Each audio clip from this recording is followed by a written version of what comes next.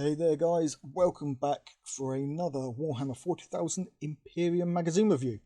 So today we're looking at issue 10. Obviously this is released alongside issue 9. If you haven't checked that one, then we've got a link in the corner there for issue 9. But I'm assuming you've come here from that issue. And the reason I've done both episodes this week is to play a little bit of catch up, but also because with this issue we get the other half of the sprue that came with issue 9.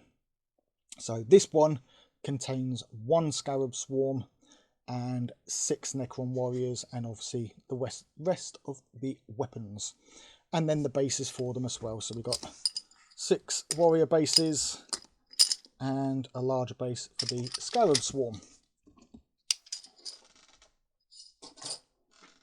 So taking a look in, we have more Necron reinforcements, paint your new models, and a new playthrough.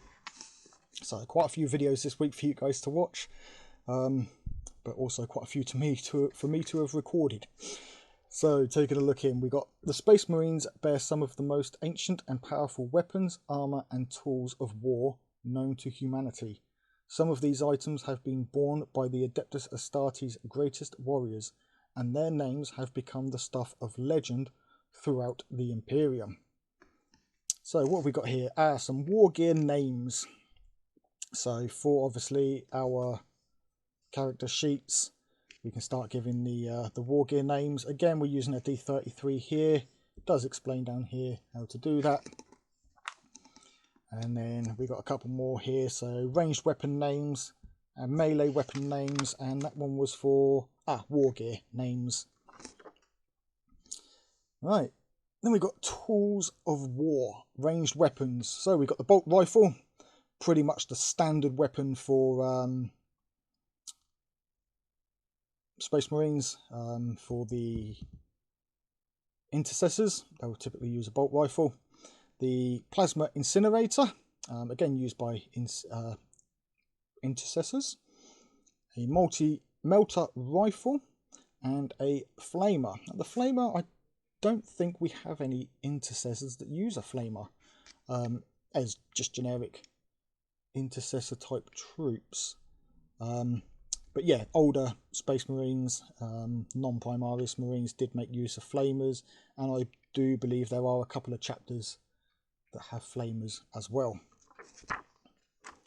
Then we've got the auto weapons, so the assault cannons such as a Terminator would use, and las weapons such as the las cannon that typically more the Imperial Guard use, but I think Terminators can get them as well. I know that Dreadnoughts can. Then we've got the Volkite charger, typically used by lieutenants and some captains, and the same with a grav gun. And then obviously we have the crack, frag, and melter bombs. So crack and frag grenades and the melter bombs. Then we have Necron Legions.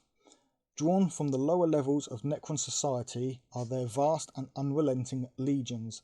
Formed of several different types of Necron, the legions are the core of the Necron armies. It is beneath their grinding advance that the Necron's mortal foes shall fall.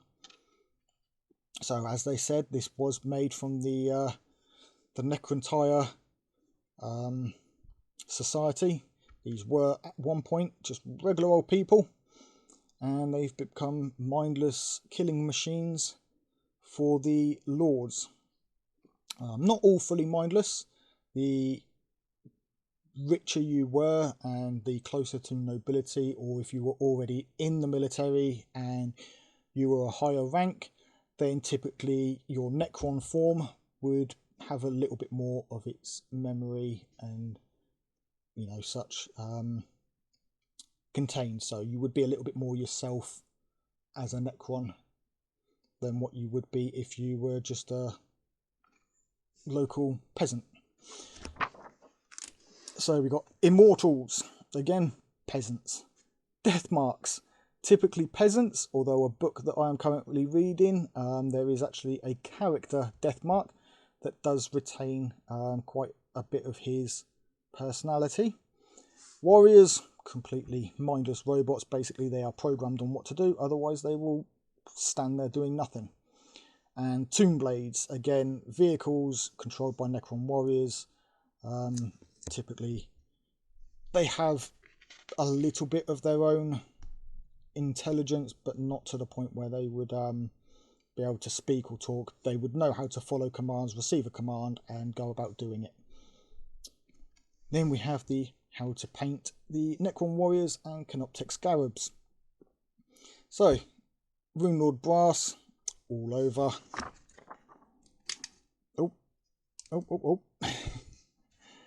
Finished model with the white bits. They're saying finished model, I'm assuming. Oh, okay, after the Corax white, this is the finished model. Then you'll go in and add your black bits, so the feet or the legs for the swarms, and everything else for the warriors. Again, this is assuming you are painting them up in the Saracen dynasty. Last week I would have shown you how to do that, or not last week, but the issue 9 video, so the link for that will be on the issue 9 video, and that will show you how to do paint them up as a Saracen dynasty, or you can check the playlist that all these videos are in and it will be there anyway. And for today's video, check the card in the corner, as we'll be painting a Space Marine again and seeing how to do yet another chapter. And then there you have it, your 10 warriors, 5 of each, or if you like me, 10 of this lot, and I'll do 5 next time because I've already got enough to use for these. Then we've got the playthrough. Again, check the playthrough, link in the corner. Now, this is the final playthrough, guys, depending on how much feedback and how many likes previous videos have received. If I think that I've got enough, or if I decide to continue anyway, then we will continue. Otherwise, this will be the last playthrough, guys. So do be sure to hit the like on that video, and you know, hopefully we can keep these playthroughs going, as I do feel that you guys would like to, or do enjoy learning by watching the videos and playing through rather than just by reading. Hopefully that's what you guys enjoy. Those likes will tell me so. So we're using, like I said, 5 of each warrior group here. So we've got the Flayers and the Reapers and 3 Assault Intercessors. So although they are outnumbered, the Space Marines are fairly balanced. I would have said it would be better for the Assault Intercessors to have 5, but obviously we've not received 5 Intercessors yet. We've got quite a bit here going through on using units. So we've got unit coherency. Now I'll explain all this in this video because the playthrough obviously will be the other video. So we've got unit coherency. All models have to be within 2 inches of another model. So we've got 2 inches here. You can't do a whole line because the guys on either end are only 2 inches or within 2 inches of the model next to them. There's no other model nearby on the end, guys. You could do a line with a triangle on the end.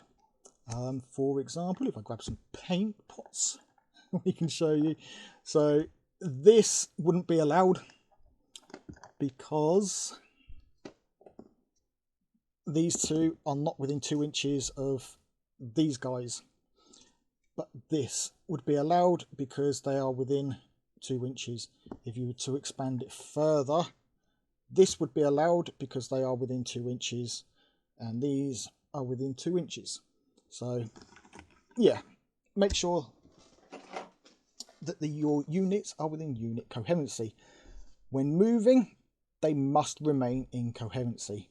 So as they move and finish their move, they got to be the same.